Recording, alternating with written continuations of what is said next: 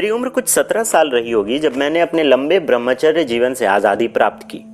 उन दिनों मैं काफ़ी धार्मिक इंसान था और हर बार मैं भगवान से अपने ब्रह्मचर्य से मुक्ति की मन्नतें मांगता। जहां मेरे साथ के बाकी बच्चे अच्छे नंबर, अच्छे कॉलेज जैसी चीज़ें मांगते थे, मैं बस एक ही चीज़ मांगता था। मेरे जीवन में चाहे कितने भी लोग आसपास रहें, मैं बचपन के अकेलेपन की मार अब तक झेल रहा था। मानसिक तौर पर मैं आज भी काफ़ी अकेला था और मुझे लगता था कि यौवन सुख की प्राप्ति के बाद ही मैं अकेलेपन के श्राप से मुक्त हो पाऊंगा।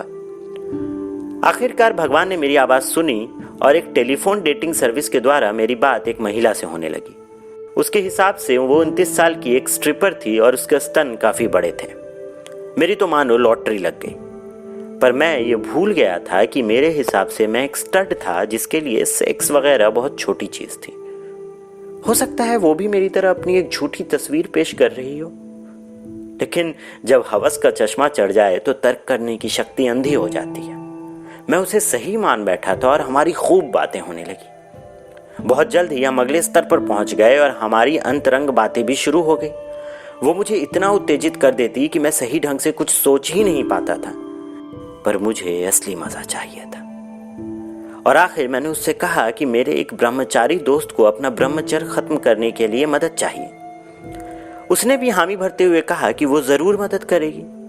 अब चूंकि वो ब्रह्मचारी लड़का मैं ही था तो मैं काफी खुश हो गया। पर हर बार वो कुछ न कुछ बहाने से मिलने की बात टाल देती और सिर्फ बातों से आगे बढ़ते हुए मैं कुछ और करना चाहता था। आखिर में मैंने उसे छोड़ते हुए एक नए नंबर से जुड़ने का सोचा। मैंने वापस से उस डेटिंग सर्विस का रुख किया और इस बार एक नई लड़की से मेरा नंबर जुड़ गया। शायद इस बार भगवान ने मेरी बात अच्छे से सुन ली थी और सिर्फ 2 बार की बात के बाद ही वो असली खेल के लिए तैयार हो गई। उसने साफ साफ कहा कि वो भी मजे करना चाहती है और ये सुन के मैं तो मानो हवाओं में उड़ने लगा। मैंने उसका पता लिया और उसके दरवाजे पर पहुंच गया। लेकिन उसने जैसे ही दरवाजा खोला मेरे सपनों का महल बिखर गया।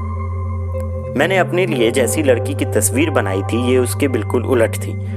लंबाई कुछ 5 फीट, मुझसे पूरे 1 फुट कम और वजन भी काफी बढ़ा हुआ। जैसी अमेरिकन सुंदरी के सपने मैंने सजाए थे ये उसके बिल्कुल विपरीत थी।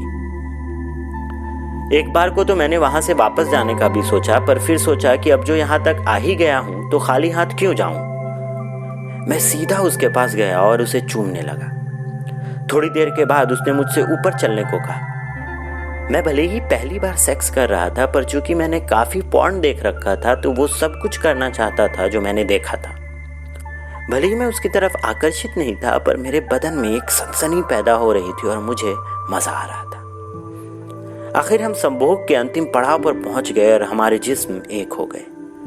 पर अलग अलग आसन में कोशिश करने के बाद भी मैं चर्म सुख की उस ऊंचाई पर नहीं पहुंच पा रहा था कि मेरा वीर्य निकले और मैं शांत हो सकूं। 1 घंटे से भी ज्यादा कोशिश करने के बाद भी जब मैं डटा रहा तो आखिर में मैंने हार मान ली और वहां से आ गया। सोचा जाए तो अगर मैंने केबल पॉर्न के बारे में ही सोचा होता तो शायद मैं शांत हो जाता।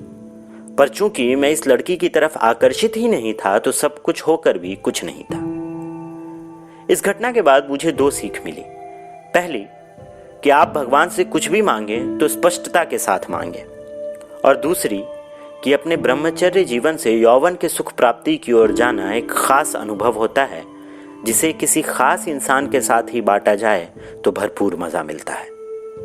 जो भी हुआ हो, मुझे इतना समझ आ गया था कि यह घटना मेरी जिंदगी की किताब का बस प्रस्ताव है। अभी तो पूरी किताब बची है जिसे पूरा करने के लिए कई मनमोहक कथाओं का संगम होना बाकी है।